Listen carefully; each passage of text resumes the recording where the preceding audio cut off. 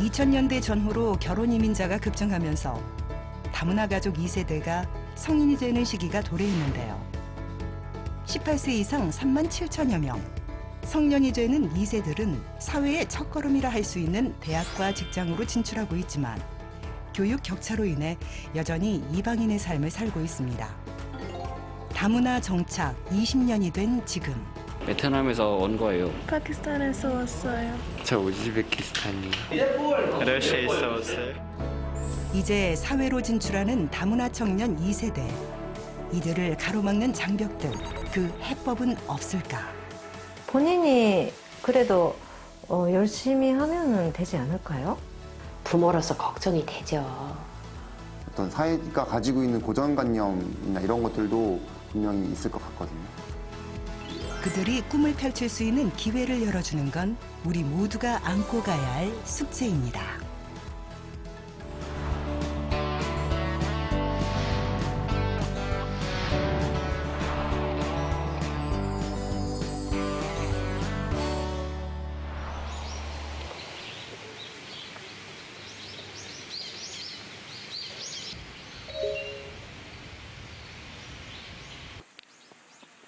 네, 저는 숙명여자대학교 일반 대학원 신입생으로 입학한 이수경입니다.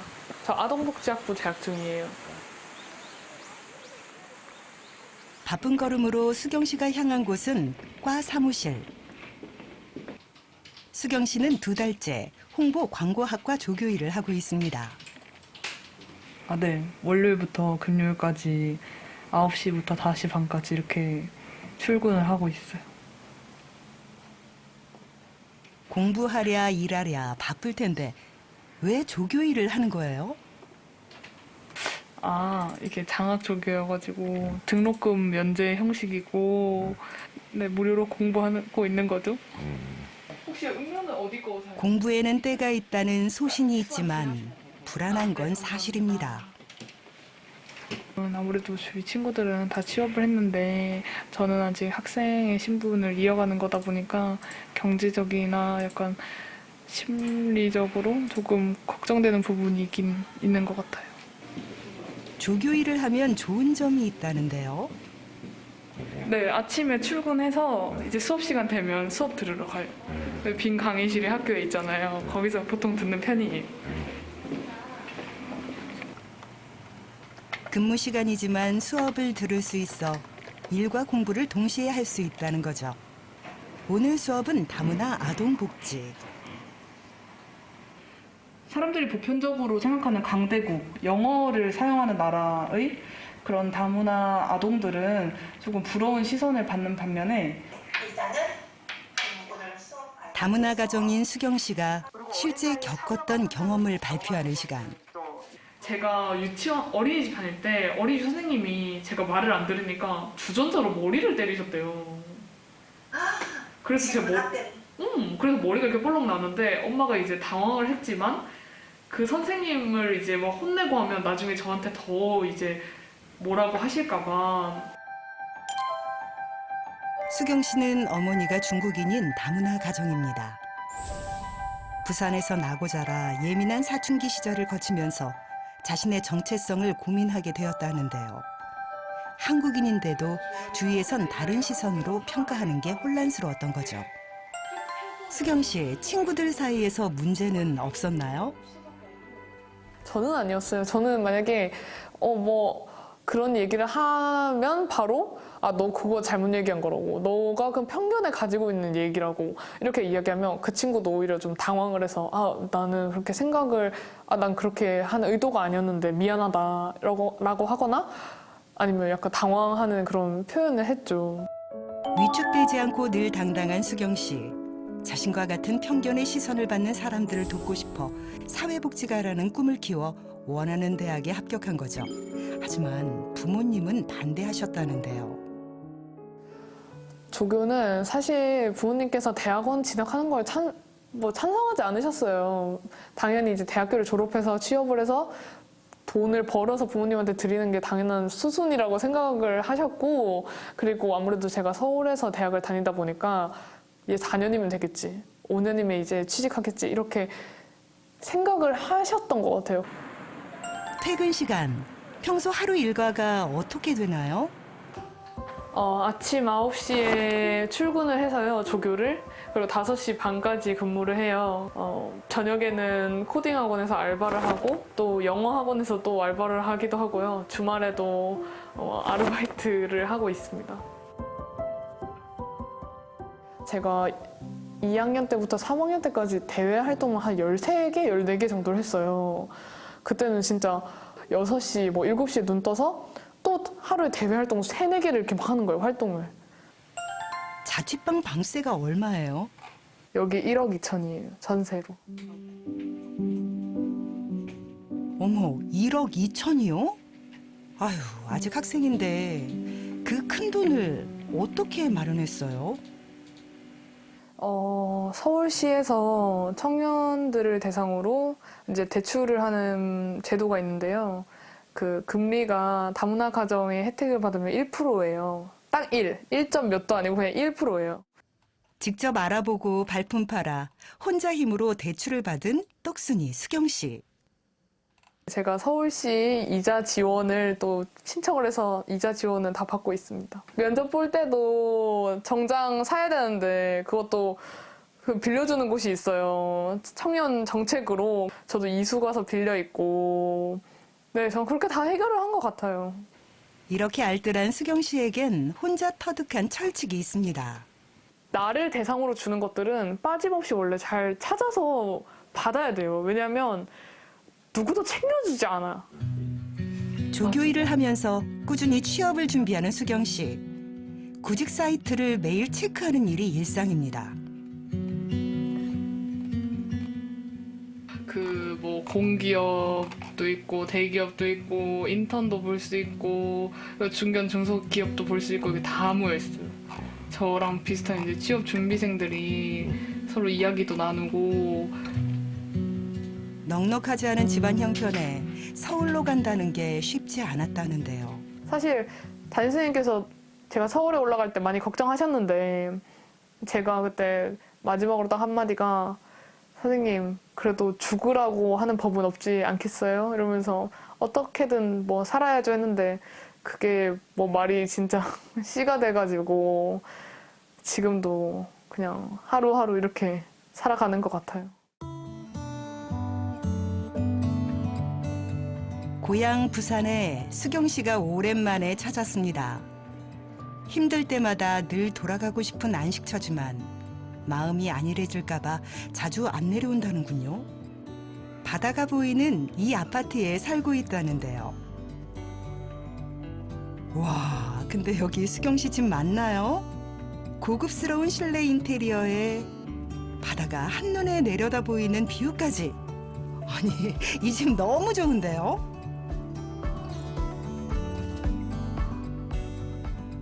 딸이 왔다고 요리 준비에 바쁜 수경 씨 어머니. 저 나이는 51고요. 길림성 집안현 97년 2월 초에 왔어요. 이 한국이 참 살기 좋다고 해서. 사실 이 집에 이사 온 지 일주일이 됐대요. 이렇게 좋은 집에 어떻게 이사 오게 됐어요? 이 집이요? 좋긴 하지만 저 대출을 너무 많이 받은 거예요. 걱정이죠. 다 이자죠 뭐. 수경 씨 가족은 산동네 부산 영도에서 17년간 살았습니다. 조선소에서 일하는 아버지를 도와 어머니는 계속 직장을 다니고 있는데요. 근데 엄마가 중국인이어서 딸이 겪는 어려움은 없었나요? 이런 적이 있어요. 우리 딸이 4학년 때 반장을 했는데 다른 친구 엄마가 수경이는 걔네 엄마가 중국에서 왔는데도 알아서 혼자서 이렇게 잘해서 반장을 하는데 너는 왜 못하느냐 이런 말을 하더라고요. 그래서 내가 스스로 생각하기에 내가 중국에서 왔는데 뭐 우리 딸 반장 못할 게 뭐가 있냐. 엄마 맹모 삼천지교도 몰라. 모녀가 오랜만에 만나다 보니 이야기꽃이 피었습니다. 의식주라 그래요. 의식주라 그러죠. 먹고 입고 이거가 돼야 되잖아. 그게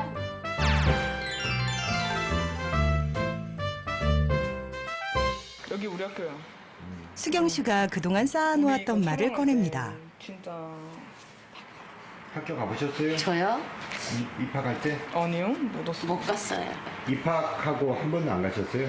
못 갔죠. 저 졸업할 때는 한 번은 온다고 졸업할 했는데. 때 가려고 했는데 졸업할 때도 못 왔어. 어, 아니 저 맹장 수술하고 이럴 맹장 때도 안 수술하고. 왔어요. 맹장 수술하고 뭐 다른 수술할 때도 한 번도 안 왔어요. 뭐 어쨌든 일 때문이죠. 우리 다 이유가 있으니까. 살기가 어려웠어. 이유라는 거는 살기가 어려웠다는 거죠. 그리고 요양보호사로 일하기 때문에 하루도 쉴 수가 없었다는군요.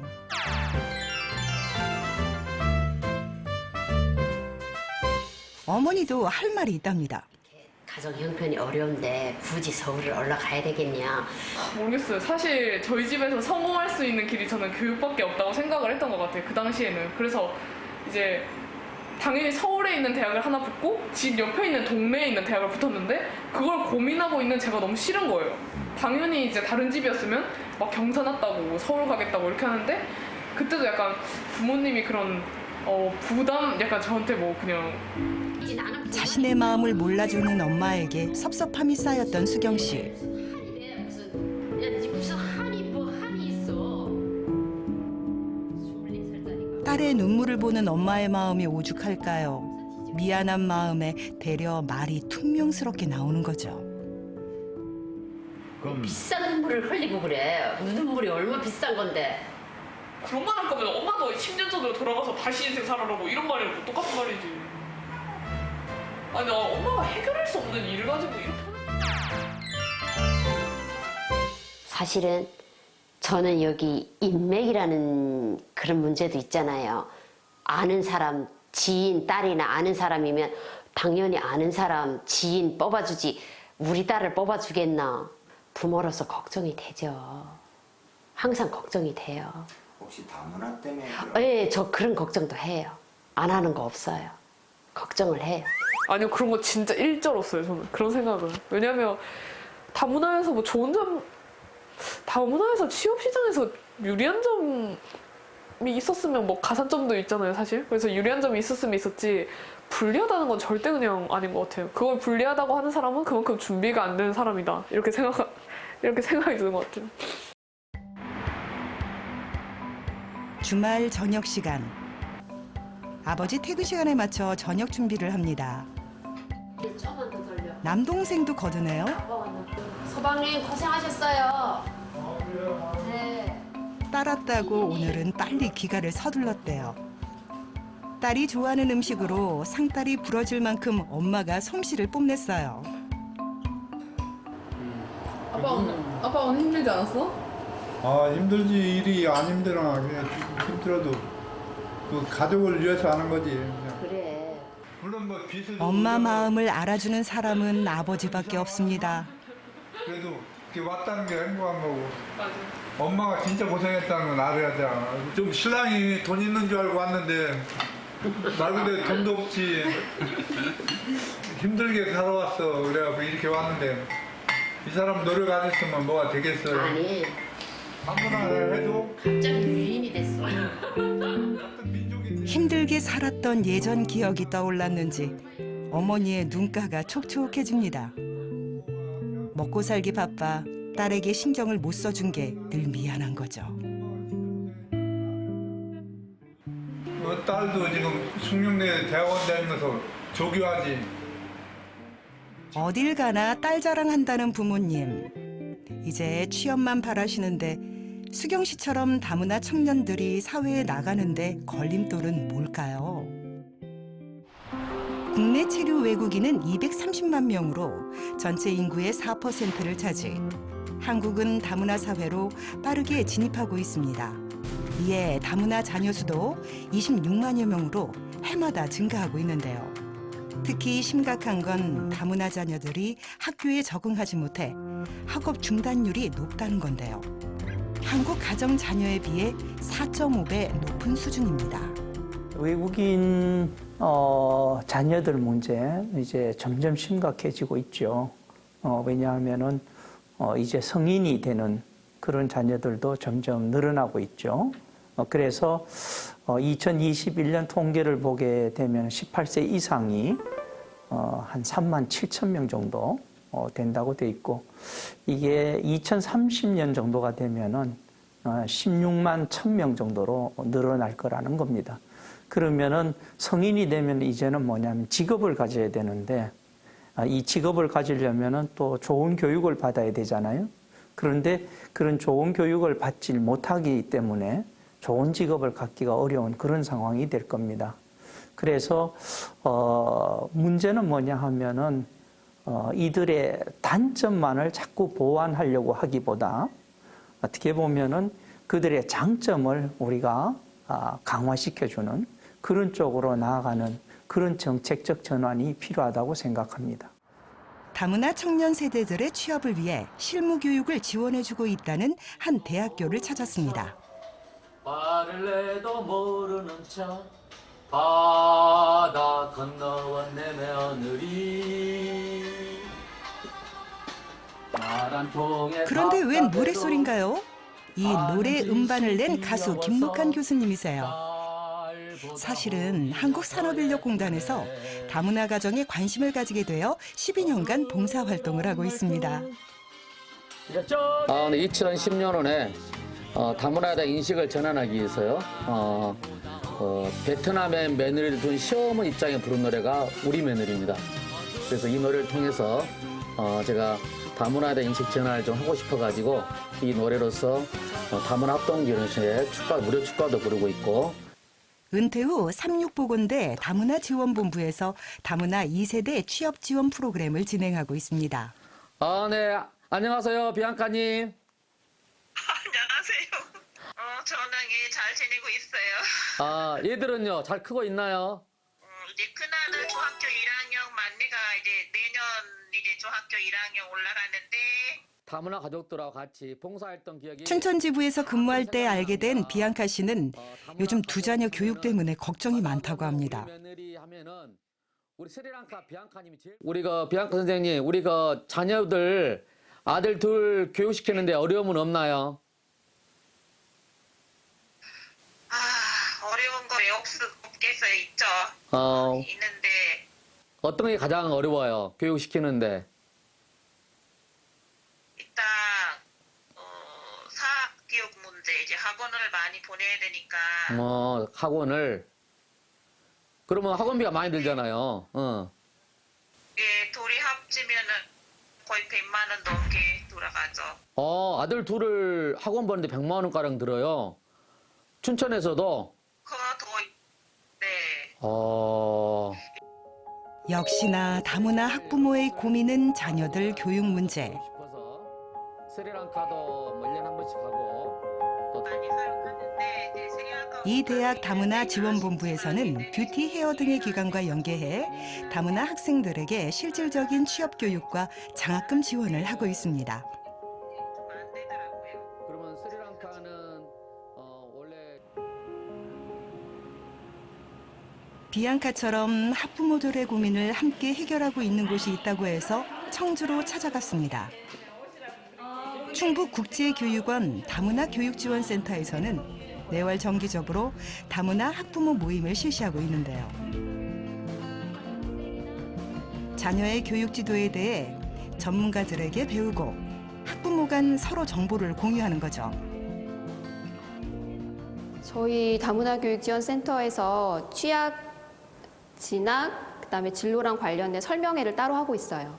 그래서 그쪽에서는 이제 학교 진학이라든가 아니면 대입과 관련된 내용, 그리고 이제 진로 지도와 관련된 내용들을 따로 설명회를 하고 자료집을 만들어서 다국어로 배포를 하고 있거든요. 그런데 그런 시간 외에도 이제 지난달 같은 경우에는 고등학교 선생님이 오셔서 이제 대입 진학 방법이나 아니면 고등학교 학습법에 대해서 이야기를 해주고 가셨어요. 오늘은 자신의 자녀 교육법을 소개하고 질의 질문하는 수업. 안녕하세요. 저는 이제 큰딸이 대학교 2학년이고 아들이 올해 이제 고3이에요. 제가 좀 제일 인상 깊은 건 방학 기간마다 공부를 좀 많이 시켰어요. 방학 기간에 공부를 이렇게 미리 하나 선행을 한번 해놓으면 학습지 같은 걸 사서 다음 학기가 너무 쉬워지더라고요. 부모로서 아이들을 딱 그 적당한 시기에 기다려주고 이렇게 해줘야 되는 시기가 그 진로 체험 아니면 뭐 이렇게 과학 탐구 같은 거, 꿈을 실현하려면 어떻게 이제 직업을 선택해야 된다는 거 쭉 같이 해보면서 저희 애들이 진로 선택할 때는 되게 단호했어요. 저는 외국 가자, 엄마가 중국어 잘하니까 중국어 과 가면 중국어 잘할 수 있었는데 저희 딸은 단호하게 자기는 외고는 안 가겠다. 지금 열심히 하고 있었는데 이제 오늘 지금 3시쯤이면 나온다는데 첫 번째. 이런 생생한 경험담이 많은 도움이 된다는군요.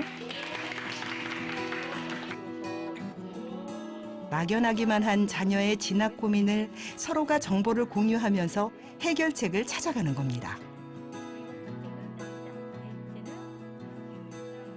이제 고학년과 사회 진출을 앞둔 다문화 학부모들의 어려움은 뭘까요? 각 나라마다 교육 제도가 다르고 그리고 이제 진학 방법도 다르고 그리고 취업과 관련된 정보들을 얻을 수 있는 루트도 많이 다르기 때문에 이제 외국에 계시던 분들이 우리나라에 오게 되면 그런 부분에서 조금 어려움을 겪을 수 있어요. 실제로 다문화 자녀의 진로 교육은 어떻게 하는지 찾아가 봤습니다.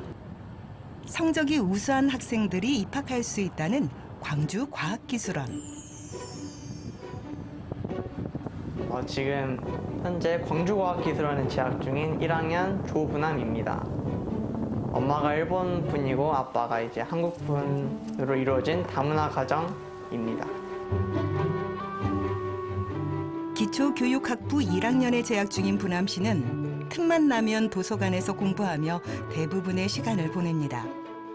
앞으로 과학과 컴퓨터 프로그래밍 일을 하고 싶어서 이 학교를 선택했다는 분함 씨. 우수한 성적으로 원하는 학교로 들어온 거죠. 도서관에서 나온 분함 씨가 향한 곳은 기숙사. 광주가 집이지만 이 학교 학생들은 모두 기숙사 생활을 하고 있습니다. 하루의 대부분을 공부에 매진한다는 분함 씨. 공부뿐 아니라 주말에는 조기 축구회 활동도 할 만큼 활동적이고 운동에도 관심이 많다는군요. 여기는 이제 광주과학기술원의 기숙사입니다. 기숙사예요? 지금 기숙사에서 공부를 하고 있는 거예요? 네, 지금 원래는 코로나가 아니었으면은 저희 원래 대학교 거기서 이제 강의실에서 같이 수업을 들었을 텐데 지금 코로나 때문에 비대면으로 수업을 해서 지금 기숙사에서 이제 수업을 듣고 있습니다. 학창 시절 내내 모범생이었던 분함 씨의 미래의 꿈이 방 곳곳에 보입니다. 이 사진은 분함 씨가 제일 아끼는 외할머니 사진인데요. 왜 붙여놓은 거예요? 네, 지금까지 저하고 일단 저희 가족들을 위해서 많이 헌신을 해줬고 그리고 저희를 위해서 많은 걸 해줬기 때문에 이제 또 고마움의 표시를 더 남기고 싶어서 그런 거. 분함 씨는 처음부터 공부를 잘한 건 아니었는데요. 이렇게 공부에 흥미를 가지게 된 건 어머니의 힘이 컸다고 합니다. 저희 가족은 총 6명으로 이루어져 있어요. 한국 분인 아빠, 그 다음에 일본 분인 엄마. 제가 지금 둘째 조분함이고 이제 누나는 지금 미국에 있고 셋째는 여동생 고등학교 1학년이고 마지막 남동생 막내이고 중학교 2학년입니다. 사남매 중 둘째인 분함 씨. 근데 아침에 뭐 하시는 거예요? 이 가족 훈독회는 아침에 이렇게 하는 건데 참 이런 그 가족이 서로 대화할 수 있는 시간이 많지 않은데 그래도 아침에 간략하게 이렇게 가는 내용을 통해서 내 자녀가 무슨 생각을 하고 있고 어떤 계획을 세우고 있고 어떤 어려움이 있는가 그래서 알 수가 있어서 정말 좋은 것 같아요. 가족 훈독회 첫 번째 교육. 책 속의 키워드 말하기. 효과적인 해결책을 찾아낼 수 있다. 긍정적인 질문을 하면 또 이제 긍정적인 결과가 나온다고 말했고 나는 인간관계에 있어서 약간 비난만 하지 않고 좀 참을 줄 아는 그런. 아빠가 읽었던 책은 잘 되는 나라고 하는 책인데 그 반성하게 되면은 자신과 타인의 차이를 이 가족 훈독회는 어머니가 만든 자녀 교육법인데요. 책을 읽은 후 자신의 의견을 말하고 상대방의 말을 경청하는 겁니다. 그리고 그 덕분에 내가 영어 숙제를 다 할 수 있어서 좋았어. 두 번째는 어제 감사한 것 3가지 말하기. 그리고 어제 아까 뭐 게임을 못했다고 불만하는 게 아니라 감사한 점이라고 하면 코로나 시국에 특히나 가족에 감사하게 되거든요. 그러면 가족에 대한 감사하는 마음이 그 말을 하면서 그것이 으로나게 되는 것 같아요. 후드티를 입고 머리를 풀었어. 어제는 누구 만났지? 그건 정말 어제 이게 산책했잖아 거기서. 좀 키는 작고 머리는 검은색이고. 오늘은 계획. 형한테 막 공부 도움 받고 그리고 자녀에게 공부를 강요하기보다는 학부모가 함께 참여하는 학습법의 효과는 크다고 합니다. 언제부터 하신 거예요? 책 읽기는 계속 했었어요. 옛날 몇 년, 이건 5년 이상 지난 것 같고. 근데 감사하는 점은 2년 정도인 것 같아요. 매일 해요. 매일이요? 네, 매일. 안 하는 날은 토요일에만 안 하죠. 토요일만 좀 많이 잘하고. 늦게 일어나면 밥을 안 먹고 가는 거죠. 이거를 하고. 2007년에 일본에서 한국으로 시집와 4남매를 낳고 행복한 가정을 꾸린 핫도리 야스요 씨. 어릴 때 놀림을 받고 위축된 아들을 위해 태권도며 학원 등 직접 알아보며 아이 교육에 매진했다고 합니다. 그런 어머니의 노력으로 중학교 때부터 성적이 오른 부남 씨. 늘 곁에서 부남 씨의 재능을 알아보고 능력을 키워주고 있었던 거죠. 자녀 진로 교육을 어떻게 했나요? 그런 입시 설명회와 같은 거를 한 달에 한 번 열심히 다니기 시작했어요. 그래가지고 스시가 그런 거고 수능이 그런 거고 이렇게 스시로 가는 사람이 있고 그러니까 스시로 가는 사람이 있고 수능 통해서 가는 사람이 있고 여러 가지 나눠져 있네라고 그때 이제 교육 이해가 됐고 엄마가 이제 학원을 추천해주고 제가 이제 거기서 문제를 풀고 시험을 치다 보니까 조금 성적이 잘 나오게 된 거예요. 거기서 이제 자신감을 얻고 또 이제 중학교에서도 그런 학원 엄마가 좀 더 이제 수준 높은 학원을 보내니까 여러 번 했어요. 그래서 전교 1등을 이제 진짜 엄마가 덕이 진짜 컸어요. 어머니의 남다른 교육열로 부남 씨는 우수한 학업 성적을 계속 유지해 과학고등학교에 진학, 원하는 대학교에 입학함으로써 미래의 꿈에 한 발짝 다가가고 있습니다. 다문화 가정이라서 겪었던 어려움은 없었나요? 초등학교 1학년이나 2학년 때 너 엄마가 일본 사람이다 해가지고 어려움을 가질 때가 있었어요. 초등학교 한 번 전학을 간 적이 있어요.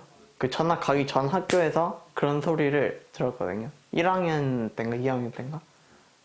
그냥 그것 때문에 이제 진짜 화가 나가지고 싸웠던 적도 있고 위축된 적도 있고. 엄마가 일본 사람이라고 자랑해야지 그렇게 교육을 했어요. 엄마가 일본 사람이니까 일본도 갈 수가 있고 쉽게 그리고 일본어도 할 줄 안다라고 너하고 나는 다르다. 그렇게 자랑해야지 그렇게 계속 교육을 했어요. 중고등학교 때는 제가 그걸 이제 자랑스럽게 여기고 다녔죠. 그건 나만 이제 뭔가 독특한 그런 여기 눈물이 엄청 좁아. 누구와 통화하는 걸까요? 부남 씨가 들떠 보입니다. 짱, 갱기. 하이, 겐키 됐어요? 이마. 안녕하세요. 아하, 기숙사 방에 붙어있던 사진의 주인공 외할머니시군요. 一番玄関のとこね。そうそうそう。そこ窓開けて。 멀리 일본에서도 늘 손자 생각만 한다는 할머니. 좋은 대학교에 들어간 부남 씨를 특히 자랑스러워한다는군요. 다이조부. 다이조부요. 애들 잘 키우고 열심히 해서 애들이 잘 대학교도 들어갔네라고 한마디 해줘. 와짱 땡큐. 이자네. 바이바이. 엄마가 그렇게 이제 열심히 노력을 알아본 것이 또 이제 LG 다문화 학교 거의 이제 과학인재 과정인데 거기서도 좀 많이 배웠던 것 같아요. 이제 거기서 운이 좋게도 상하이에서 제가 뭐 프로젝트 할 수 있는 기회가 있었어요. 여러 쌤들, 그러니까 쌤의 도움 받으면서 프로젝트를 차근차근 하다 보니까 운이 좋게도 이제 과학고에 뭐 글 자소서를 써서 들어갈 수 있게 되었던 것 같아요. 부남 씨와 같이 다문화 가정 2세대의 교육에 앞장서고 있는 LG 다문화 학교. 한국외국어대학교와 카이스트 학생들이 멘토로 참여해 한국어를 비롯한 다양한 교육을 진행하고 진로 상담과 취업 지원, 해외 캠프 운영으로 역량을 발휘할 수 있는 기회를 제공하고 있습니다. 지금 한 11년째 LG 다문화학교가 계속 운영이 되고 있어서 이 과정을 거쳐간 친구들이 3,500여 명 정도 되고요. 그다음에 언어도 기존에는 뭐 중국어나 베트남어 교육만 있었다면 지금은 몽골어, 베트남어, 인도네시아어, 러시아어 이렇게 다양한 8가지 언어까지 계속 진행을 하고 있고요. 무엇보다 이 LG 다문화학교는 이제 10년째 계속 진행이 되고 있어서 아까 보셨다시피 졸업생들, 성인이 된 친구들도 저희가 관리를 하고 있다는 부분이 좀 큰 성과라고 생각을 합니다. 주말인데도 출근한 박종대 팀장. 분주하게 뭔가를 준비하는데요. 장비며 꼼꼼하게 체크하는 게 오늘 중요한 행사가 있는 것 같은데요. 네, 오늘 LG 다문화학교 온라인 캠프가 있어서요. LG 다문화 학교 졸업생과 현업에 종사하는 멘토 간 1대1 온라인 취업 멘토링. 저희 대학생 이상 친구들한테 저희 LG 임직원분들이 멘토링 해주시는 프로그램인데요. 꼭 시험 신청하셔서 10명의 다문화 가정 학생들과 14명의 멘토가 참여한 가운데 멘토링 프로그램이 시작되었습니다. 취업하고 싶은 분야의 임직원과 매칭되어 진행되는 건데요. 그래서 학생들의 기대가 큽니다. 일단 저희 코로나로 계속 오프라인을 못하고 있었어요. 근데 또 기다릴 수는 없잖아요. 그래서 온라인으로 진행을 했고 저 요즘에 저한테 있어서 4학년이다 보니까 제일 큰 고민이 취업이라서 오늘 듣는 특강에서도 열심히 듣고 열심히 질문하면서 꼭 좋은 곳으로 취업하기 위해서 저의 발판을 잘 닦아보도록 하겠습니다. 예, 우선은 여기 LG 다문화학교에서 진행하는 이 프로그램 덕분에 제 관심 있는 진로 분야에 전문적으로 종사하시는 이제 현직 멘토분들을 만나게 될 수 있는 기회가 저에게 주어져서 일단 매우 기대가 된다는 점을 말씀드리고요. 모든 다문화 가정 친구들이 그런 건 아니지만 부모님 중에 한 분이 외국 분이시다 보니 어떤 정보라든지 이런 도움을 받는 데 있어서 조금 어려운 부분이 있을 수 있습니다. 그래서 그런 부분들을 LG 다문화학교에서 좀 채워주고자 이렇게 준비를 했습니다. 먼저 기업 인사교육 분야 멘토링이 진행됩니다. 수민님 소개 간략하게 해주실 수 있을까요? 네, 저는 지금 고려대학교 경영학과의 재학 중 2학년 학생이고요. 네. 인사나 마케팅 이런 다양한 분야를 진로 탐색하고 있어서 저도 경영학과를 나와서 이제 그러면은 우리 인사 업무 중에서 제가 교육 업무 담당하고 있는데 설문조사도 많이 하거든요. 그럼 설문조사 결과가 나왔을 때 그 교육 성과 지표를 분석하고 또 이거를 다른 프로그램으로 어떻게 할 수 있을지 제안하고 이런 분석력도 되게 중요해요. 저도 사실 그 캐나다에 살다 왔거든요, 고등학교 때. 근데 영어 공부를 꾸준히 하는 걸 추천드려요. SPSS가 적혀 있어서 생각난 건데 그런 통계 툴 다루는 것도 도움이 돼요. 완전. 완전 도움돼요. 왜냐면 그런 거 아까 말했듯이 우리가 서베이를 하잖아요. 그래서 예를 들어서 서베이가 어떤 거냐면 좀 자세하게 질문 정리해서 보내주면은 제가 주말이나 그럴 때 시간 내서 답변해줄게요, 네. 네, 감사합니다. 다음은 광고 영상 제작 분야 멘토링.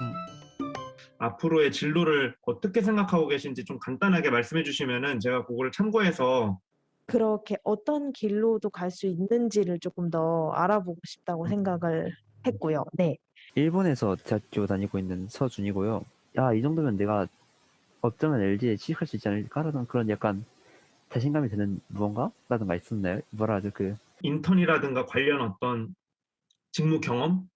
이거 너무 중요한 것 같아요. 너무 중요한 것 같아요. 이거 실제로 저희가 사람 뽑을 때도 너무 중요하게 보고 그래서 그냥 저 뭐 영상 뭐 만들 줄 알아요. 영상 만들어 봤어요. 뭐 이거보다는 인턴이든 아니면은 뭐 짧게라도 뭐 일을 해봤다라든가 아니면은 눈에 보여질 수 있는 뭔가 하다못해 뭐 개인 뭐 유튜브 채널이 될 수도 있고 하여튼 두 분의 앞으로의 길을 진심으로 응원하겠습니다. 다음은 통번역 분야 멘토링. 이 시장에 대해서 궁금하거나 진로에 대해서 궁금하거나 하신 게 있으실까요? 저는 사실 번역을 약간 혼자서 번역 보면서 공부를 했었거든요. 네네네. 그 번역이 되게 그 나라의 첫 인상이 될 수도 있겠다는 생각도 들었고. 그러니까 국가 공인 자격 시험은 없고 통번역대학원 졸업하고 나서 활동을 하게 되고 일반적으로 통번역대학원이라고 했을 때 주로 언급이 되는 학교들을 제가 정리를 해봤고요. 한국외대가 아무래도 이제 가장 오래되었고 역사가 지금 활동하고 있는 통역사들이 가장 많고 어떠한 진로들이 있는지 좀 궁금해할 것 같아서 몇 개 좀 정리를 해봤어요. 인하우스라고 하는 것은 이게 이제 회사에 들어가서 이 외국인 임원들이 있거나 하는 경우, 통번역사가 상주하는 경우가 굉장히 많거든요. 번역을 할 때 문학 번역 같은 경우는 팀을 이뤄서 하는 경우도 사실은 굉장히 많기는 해요. 그러니까 승승장구 하셔가지고요. 네, 번역을 많이 하고 또 좋아하는 일을 많이 하실 수 있으셨으면 좋겠어요. 감사하다는 말밖에 안 해요. 진짜로. 저희 이렇게 오붓하게 이렇게 또 1대1로 하니까 좋네요.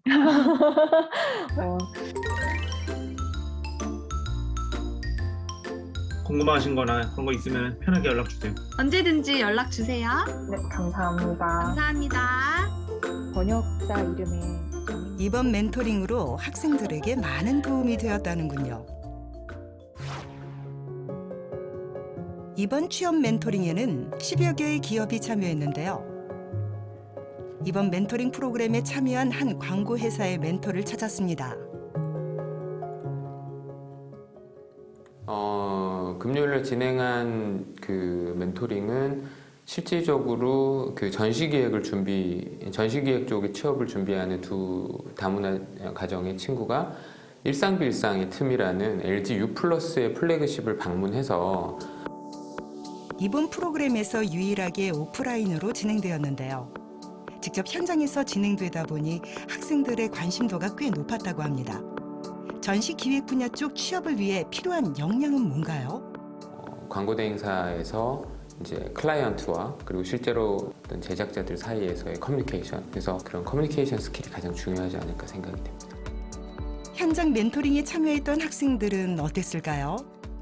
그것을 같이 견학하면서 정말 생생하게 궁금한 것들도 진짜 다 여쭤보고 다 질문 받으면서 이게 필요한 것들을 어떤 것들이 있는지 많이 파악할 수 있었고 어떻게 이 공간을 이렇게 구성하게 됐는지 뭐 마케팅이나 여러 가지 관점에서 되게 얘기를 해주셔서 저도 많이 생각해 볼 수 있고 좋았던 경험이었습니다.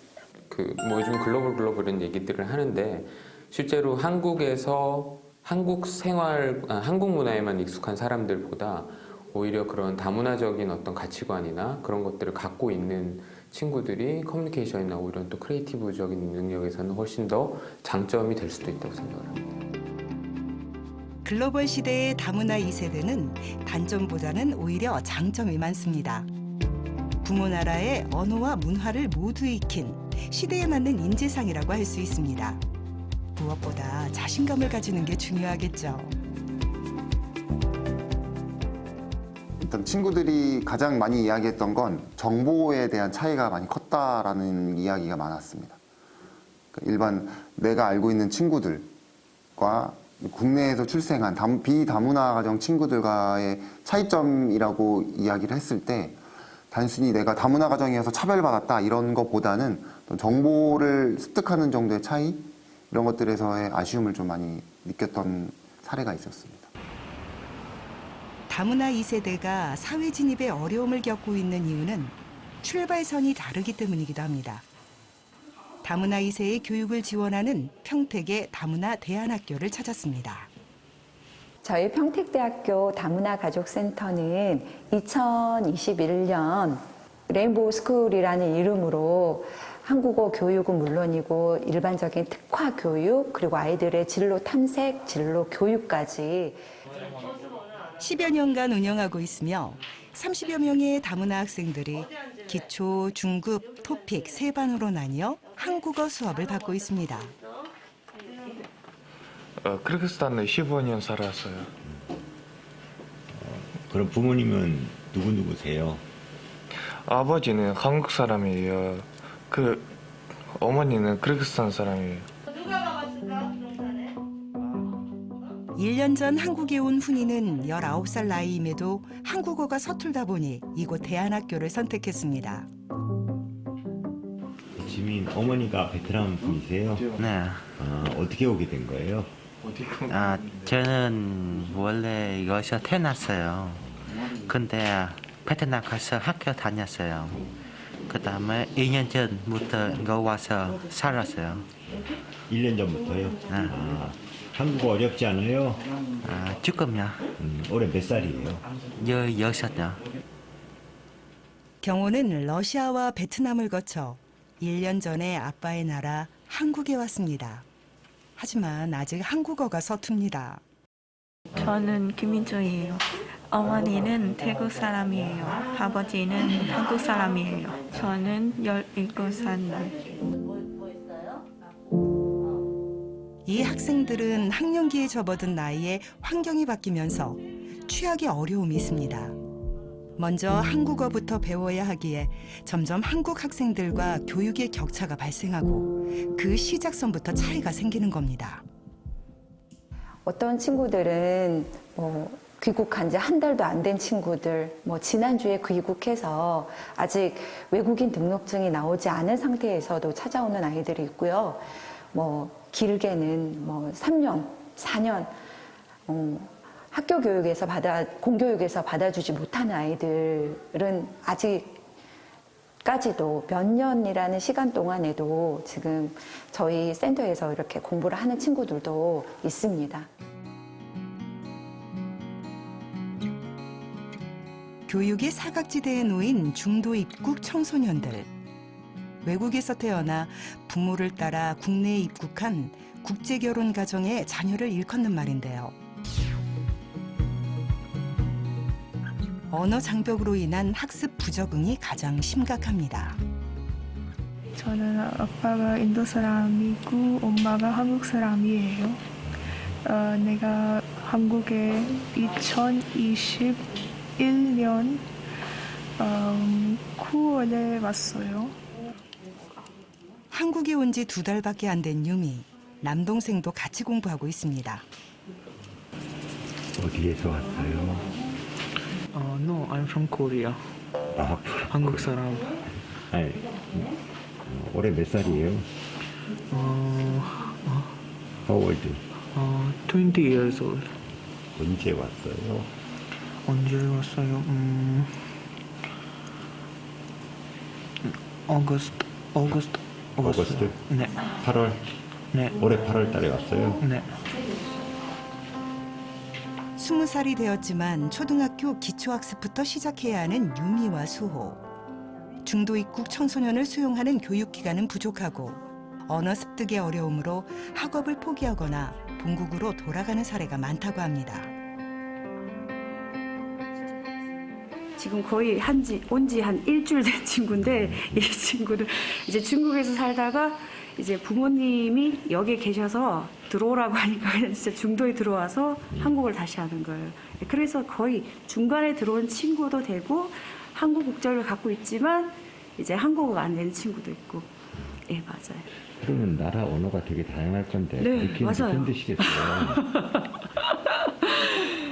그런데 사실 나라도 다양하지만 우리 예지처럼 연령층도 다양해요. 그래서 저희는 9살부터 24살까지라서 레인보우 스쿨은 중도 입국 청소년들에게 한국어와 진로 교육을 실시하고 있는데요. 전국 각 기관에서 운영하고 있습니다. 일반 학교 진학이 어려운 중도 입국 학생들을 위한 대안학교로 졸업 후 일반 학교로 진학할 수 있습니다. 평택 다문화센터는 12년간 350명의 졸업생을 배출했는데요. 졸업생 350명은 어디에서 뭘 하고 있을까요?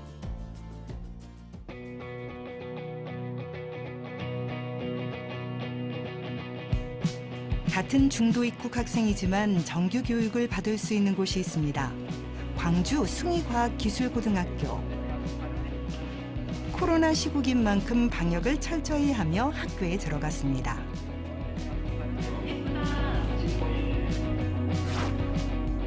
취업 진로 교육을 지원하는 특성화고로 올해 다문화 학생들로 이루어진 스마트 드론 전자과를 신설했습니다. 심 나쓰자. 안 왔어요. 나쓰자는 왜 안 왔을까? 카리나, 올레그, 에일리아, 다니엘, 사샤. 다양한 학생들의 이름만큼이나 여러 국가에서 온 20여 명의 학생들. 부모님 나라에서 살다가 중도 입국한 다문화 가정의 자녀들입니다.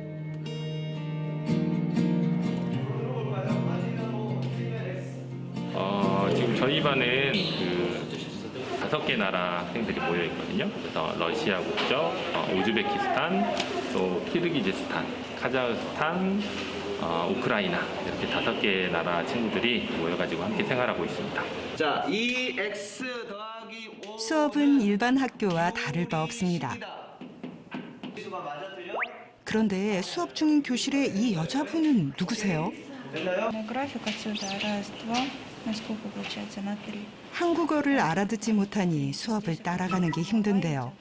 그래서 러시아 통역사가 수업에 참관해 이해가 힘든 학생들의 수업을 도와줍니다. 졸업하면 자격증을 취득할 수 있고 취업으로 이어질 수 있어 학생들은 이 학교를 선택했습니다. 언어는 서툴지만 이해하려고 노력 중입니다. 언제 왔어요?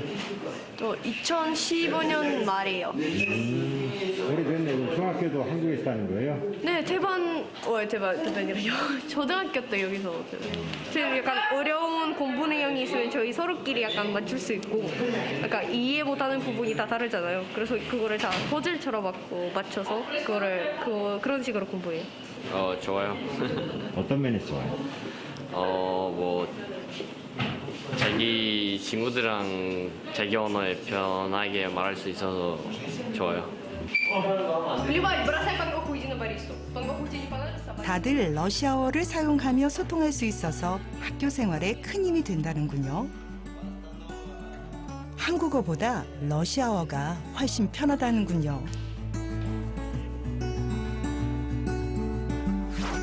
이 학교에 다니는 다문화 가정 학생들은 근처 광산구에 있는 고려인 마을에 살고 있습니다.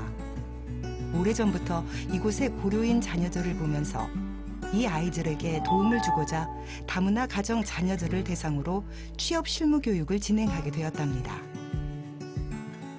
맨 처음에 이제 도전하는 시간에서는 굉장히 우려가 많았습니다.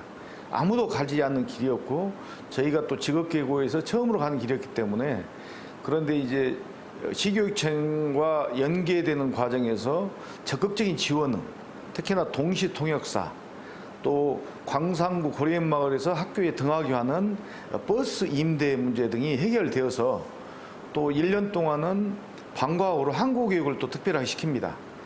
그런 조건들이 충족되어서 도전하게 됐고 지금 결과에 대해서는 아직 결과를 산출하기는 그러지만 과정에 대해서는 굉장히 만족하고 있습니다. 자동차학과, 건축 인테리어과, 조리 제빵학과에도 다문화 가정 학생들이 있는데요. 근데 절반씩만 이렇게 되어 있기 때문에 이곳 자동차학과에는 3명이 있습니다.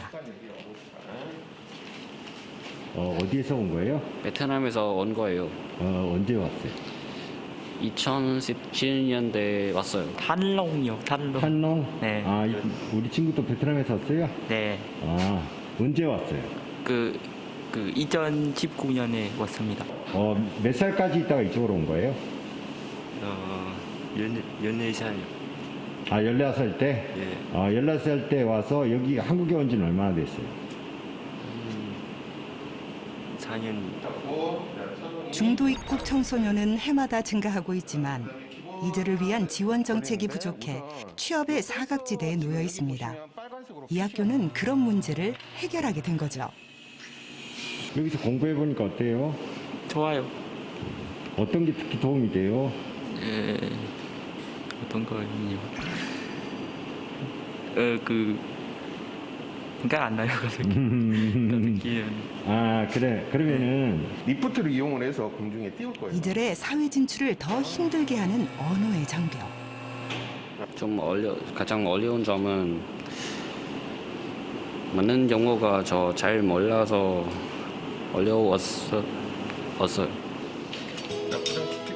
한창 꿈을 펼쳐야 할 다문화 청년들에게 제일 필요한 한국어 교육. 어떤 지원이 필요할까요? 결국은 제가 보기에는 어느 정도는 그 단계적으로 교육이 이루어져야 되는 게 아닌가 생각을 합니다. 그래서 제일 처음에 왔을 때는 일정 기간, 뭐 그게 3개월일 수도 있고 6개월일 수도 있고 어떤 한국어 교육을 아주 전담하고 그다음에 두 번째로는 대안학교 같은 데 가서 좀 더 이제 우리 교육 체제를 좀 익히고 그리고 그게 어느 정도가 되면은 일반 학교에 가능한 빨리 편입을 시키는 그런 단계적인 접근을 통해서 얘들이 교육적으로 충분히 뭐라 그럴까요?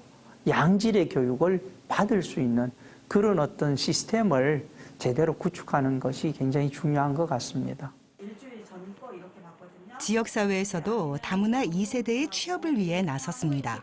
거기서 주는 거 외로도 클럽에서도 알 수 있잖아요. 실제 법무사 업무를 교육하여 취업까지 연결하는 프로젝트를 기획한 거죠. 그냥 모른 척하고 15일까지 다 이제 우리 미래 세대들인데 좀 그 좋은 교육 환경이나 이런 거를 좀 만들어주고 싶은 그런 생각이 되게 많이 있었었어요. 그래서 좀 이 애들이 교육을 잘 받아서 법무사 사무원으로 활동을 하면서 또 다른 다문화 친구들에게 좀 도움될 수 있는 역할도 좀 같이 해주면 어떨까라는 생각에서 이제 프로젝트 개발하게 된 거죠. 법무사가 직접 강사로 나서 교육을 담당하는데요. 교육생들은 20여 명으로 취업을 앞둔 20대 다문화 가정 학생들입니다. 이 교육에 신청한 이유는 무엇보다 3개월간 실습을 한 뒤 법무사 사무원 취업으로 이어진다는 점인 거죠. 지역사회의 이런 관심이 인생의 중요한 발판이 될 수 있습니다.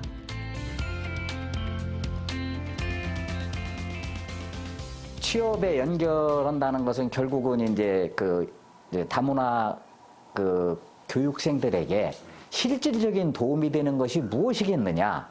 실제로 물고기 잡는 법을 가르쳐줘 가지고 그들로 하여금 능동적이고 자주적이게 자립의 기반을 마련해 주는 것이 훨씬 더 사회적으로 융화에도 쉽게 빨리 되고 우리 구성원, 우리 사회가 건강해질 수 있는 것이 아닌가. 그래서 우리 사회 구성원으로 받아들이기 위해서 그런 생각을 좀 하게 됐습니다. 올해로 20살을 넘긴 다문화 가정 2세들. 그들 앞에 놓인 가장 높은 장벽은 자신이 스스로 만든 편견과 차별, 무엇보다 자신감이 필요합니다. 우리 사회에서 열심히 일한 만큼 열매를 얻을 수 있다는 희망을 갖게 된다면 그들은 우리 안에서 하나 되는 꿈을 이루어 나갈 수 있을 겁니다. 외국어라는 건 뭐냐면 한국어, 그다음에 어머니어, 그다음에 영어, 또 다른 언어 해서 이와 같이 여러 개의 언어를 가지고 자기의 어떤 미래를 설계할 수 있는 그런 어떤 그 교육적인 배려는 상당히 바람직해 보입니다.